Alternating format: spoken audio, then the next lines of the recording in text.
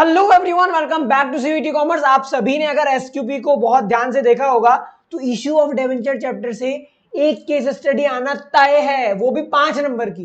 So better to prepare for that. इसलिए आज इस वीडियो में मैं आपको इश्यू ऑफ डिबेंचर चैप्टर से 2 केस स्टडीज कराने वाला हूं, जो कि दोनों बहुत इंपॉर्टेंट है। तो चलिए शुरू करते हैं बिना किसी देरी के। देखो, प्रगति लिमिटेड वॉज इनकॉर्पोरेटेड एट 2017, मतलब एक कंपनी है प्रगति लिमिटेड जो कि रजिस्टर हुई 2017 में। किसके एफर्ट से? उसके प्रमोटर के एफर्ट से एंड लाख रुपए से। ऐसे खाली एफर्ट लगाने से कंपनी इनकॉर्पोरेट नहीं होती, पैसा ऐसा भी लगता है। तो लाख रुपए इनकॉर्पोरेशन एक्सपेंसेस के नाम पर खर्च हुए, प्रमोटर ने खर्च किए। टिल 2020 मतलब 2020 तक, मतलब 3 सालों में Pragati limited achieve great heights in machine making sector. मतलब जो प्रगति लिमिटेड है वो एक मशीन मेकिंग सेक्टर से रिलेटेड कंपनी है जिसने 3 सालों में अच्छी खासी ग्रोथ हासिल कर ली। ठीक है, अच्छा, अब ऑब्वियसली बात है, ग्रोथ होती है इंसान को चुल मचती है। देखो क्या बोल रहा है, decide to expand production for the purpose to start exporting machineries to contribute for Indian economy. मतलब ये कि ये जो कंपनी है ना प्रगति लिमिटेड, अब ये चाहती है कि भाई इतना तो हमने कर लिया, अब और करते हैं, एक्सपांड करते, बिजनेस एक्सपोर्ट करना स्टार्ट करते मशीन को। ठीक है, ताकि इंडियन इकोनॉमी में सहायता हो सके। ठीक है, फॉर दिस, इस चीज के लिए कंपनी क्या need a fund of 60 lakh रुपए। भैया फोकट में तो कोई चीज होती नहीं, यहाँ पे एक जीरो ज्यादा लगा है। ठीक है, फोकट में कोई चीज तो होती नहीं है। 60 लाख रुपए का फंड की जरूरत पड़ेगी ये एक्सपोर्ट वाले बिजनेस को और ज्यादा प्रोडक्शन करने के लिए। ठीक है, which was raised bye issuing 9% debenture of ₹100 each at a premium of 20%। तो कंपनी ने क्या डिसाइड किया कि ये 60 लाख रुपए डेप्ट के थ्रू रेज करेंगे, डिबेंचर इशू करेंगे 9% वाले, 100 रुपए की फेस वैल्यू वाले डिबेंचर इशू करेंगे 20% प्रीमियम पर। मतलब 60 लाख रुपए रेज करने के लिए कंपनी 120 रुपए का डिबेंचर इशू करेगी। ठीक, Pragati limited also raise additional fund by taking loan of ₹5 lakh. भाई ये तो कर लिए 60 लाख रुपए रेज, अलग से 5 लाख रुपए और उठाए कहां से? बैंक लोन के नाम पर किसी बैंक से उठाए। ठीक है, for which 9% debentures of ₹2.5 lakh issued as collateral security. अब ऑब्वियसली बात है, बैंक वाला तुम्हारा ससुर तो है नहीं जो फोकट में लोन देगा। ठीक है, वो क्या करेगा? कोलेटरल मांगेगा, सिक्योरिटी मांगेगा। तो सिक्योरिटी मांगा और जो कंपनी थी प्रगति लिमिटेड, इसने 2.5 लाख रुपए के डिबेंचर गिरवी रख दिए। ठीक है, अब और क्या बोल रहा है, 1000 मतलब 1009% debentures are also issued to promoter for their services. Promoter कौन? ये वाले जिसने इनकॉर्पोरेट कराए थे। उनकी सर्विस कौन सी? लाख रुपए खर्च किए थे ना रजिस्ट्रेशन के। तो अब ऐसा तो है नहीं कि नहीं लेंगे। कंपनी ने क्या किया, उन लोग पैसे मांग रहे थे तो कंपनी ने क्या किया, प्रोमोटर को 1 लाख रुपए के डिबेंचर इशू किए, 1000 डिबेंचर ऑफ ₹100 ईच। तो अगर क्वेश्चन को ध्यान से देखो तो एक बार क्विक, 60 लाख रुपए पब्लिक से रेस किए डिबेंचर इशू करके 120 रुपए के हिसाब से। ठीक है, लोन लिया 5 लाख रुपए का। दूसरी चीज जिसमें कोलेटरल सिक्योरिटी के 2.5 लाख रुपए के डिबेंचर रखे। तीसरी चीज कि डिबेंचर इशू किए हैं प्रमोटर को लाख रुपए के फॉर देयर सर्विसेज जो की थे इनकॉर्पोरेशन एक्सपेंसेस खर्च करना। ठीक है, तो यहां पर बेसिकली इतने काम हो रहे हैं। अब क्वेश्चन क्या कह रहा है, ध्यान से समझो। Calculate number of debenture issued to raise 60 lakh rupees.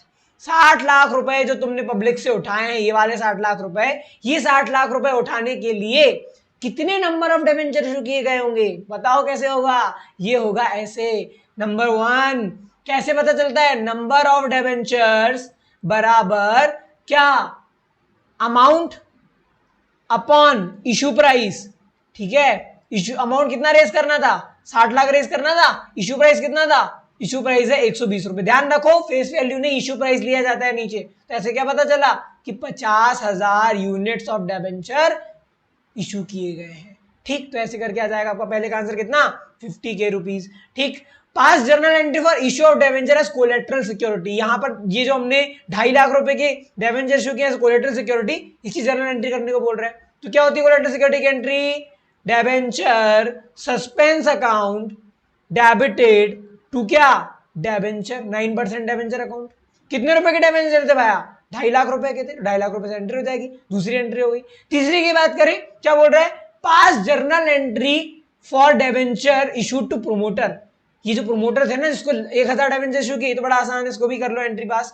Promoter account debited, promoter account debited, हमारी लायबिलिटी कम हो गई। क्यों? क्योंकि हमने नई लायबिलिटी बना ली, डिबेंचर इशू कर दिए। जो इतनी परसेंट डिबेंचर, 9% डिबेंचर कितने के? लाख रुपए के। ठीक, तो यहां पर लाख रुपए आ जाएगा। ठीक, मतलब प्रोमोटर को लाख रुपए के डिवेंचर दे दिए, 3 हो गया। फोर्थ क्या बोल रहा है, calculate the balance of security premium reserve. अब ये थोड़ा अजीब है, अटपटा। कैसे, यहां पर तुम्हें एसपीआर का बैलेंस कैलकुलेट करना। अब एसपीआर पैदा हुआ कहां है ये बताओ। सीधी सी बात है, पब्लिक से प्रीमियम ली होगी 20%, 20% मतलब कितनी प्रीमियम ली होगी, 20 रुपए। तो फोर्थ वाले पे आते हैं जरा अपन, ठीक है। कैलकुलेशन ऑफ एसपीआर, एसपीआर का पैसा कैसे आएगा, नंबर ऑफ डिबेंचर इशूड गुणित प्रीमियम पर डिबेंचर। कितना आपने पर डिबेंचर प्रीमियम लिया, नंबर ऑफ डिबेंचर कितने इशू किए थे, अभी निकाले अपन ने, ये देखो यहाँ पे 50,000 डिबेंचर इशू किए थे, पर डिबेंचर कितनी प्रीमियम ले रहे हैं, 20 रुपए। तो ऐसे क्या पता चला, 10 लाख रुपए जो हैं वो एसपीआर का क्या होगा, बैलेंस होगा। बैलेंस ऑफ एसपीआर जाएगा कितना, 10 लाख रुपए। ठीक है, ये हो गया फोर्थ वाला। अब आते हैं भाई फिफ्थ वाले पे, क्या बोल रहे हैं, calculate balance of 9% debenture account if collateral is not considered. देखो भाई, डिबेंचर तुमने जिन जिन को इशू किया है वो सब देखो, कोलेटरल को छोड़कर बताओ कितना बैलेंस होगा डिबेंचर अकाउंट का। तो सबसे पहले तुमने 50,000 डिबेंचर दिए थे, ठीक, ध्यान रखो फेस वैल्यू के हिसाब से पैसा डिबेंचर अकाउंट में गया। अभी हमने डिबेंचर अकाउंट का बैलेंस देख रहे हैं, ठीक।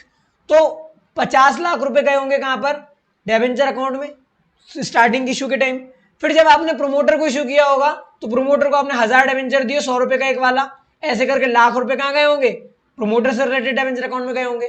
और कोलेटरल से रिलेटेड तो गए होंगे लेकिन वापस भी आ गए होंगे क्योंकि सस्पेंस अकाउंट माइनस हो गया होगा। और वैसे भी क्वेश्चन में बोला है कि कोलेटरल को कंसीडर नहीं करना है, तो आपको क्या करना है, बस इन दोनों को जोड़ देना है। कितना आएगा, 51 लाख रुपए। मतलब the balance of debenture account is 51 lakh rupees. ऐसे करके आप पहली केस स्टडी करोगे। अब बात करते हैं दूसरी केस स्टडी की, जो कि काफी मॉडर्न है, मैंने बहुत सोच समझ के बनाया है। जोमेटो लिमिटेड रेज सकती आ सकती है, वैसे बिल्कुल अभी लेटेस्ट टॉपिक से रिलेटेड ट्रेंडिंग तो आ सकती है। Zomato limited want to raise 70 lakh रुपए फॉर देयर न्यू प्रोजेक्ट। किस चीज का प्रोजेक्ट भाया, डिलीवरिंग फूड बाय ड्रोन्स। चल रहा है ना आजकल, स्विगी ने डिसाइड किया, जैसे जोमेटो भी आ सकता है क्या, कि भाई ड्रोन से फूड डिलीवर करेंगे। अब हुआ क्या, 70 लाख रुपए चाहिए इनको। Half of the fund is raise by taking loan from the SBI से 70 लाख में से 35 लाख रुपए का लोन ले लिया गया। अब रिमेनिंग फंड्स, बाकी का, was raised by issuing 8% debenture of ₹100 each at a discount of 30%। मतलब क्या, मतलब ये कि 70 लाख में से 35 लाख रुपए इशू करने के लिए 100 रुपए वाले डिबेंचर इतनी नीच तरीके से गिर गए कि 70 रुपए में दे दिए। ठीक, समझ रहे हो मतलब। आगे बढ़ते हैं। जोमेटो लिमिटेड, ये मजेदार है। Zomato limited also acquire Dronite. अब मुझे नहीं पता है कोई कंपनी एग्जिस्ट करती है भी कि नहीं करती, नाम अच्छा लगा मैंने, ड्रोनाइट लिख दो।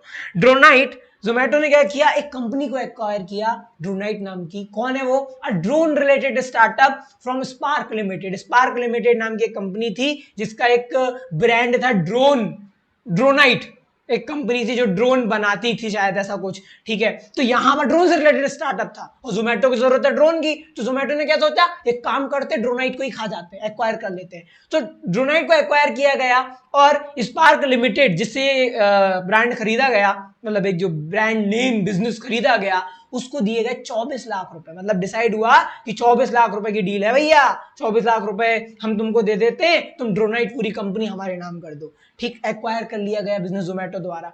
अच्छा, अब 24 लाख रुपए देने पड़ेंगे, तो 24 लाख रुपए देने के लिए तो है नहीं, फॉर विच क्या किया गया, 8% डिबेंचर ऑफ ₹100 ईच इशू किए गए एट अ प्रीमियम ऑफ 20%। मतलब कोई बात है, लोन लेना था, मतलब 70 लाख रुपए चाहिए थे, 35 लाख रुपए का लोन लिया, 35 लाख रुपए के डिबेंचर इशू कर दिए, और फिर एक कंपनी को एक्वायर किया गया ड्रोनाइट नाम की, जो कि 24 लाख रुपए में एक्वायर की गई, उसके लिए भी डिबेंचर इशू कर दिए गए 100 रुपए वाले एट अ प्रीमियम ऑफ 20%। अब जरा एक एक करके क्वेश्चन समझते हैं कि what exactly the question is saying. देखो, calculate the number of debenture issued during acquisition. Acquisition किसका किया गया, ड्रोनाइट का। तो इसके टाइम पर कितने डिबेंचर इशू किए गए ये पूछ रहा है।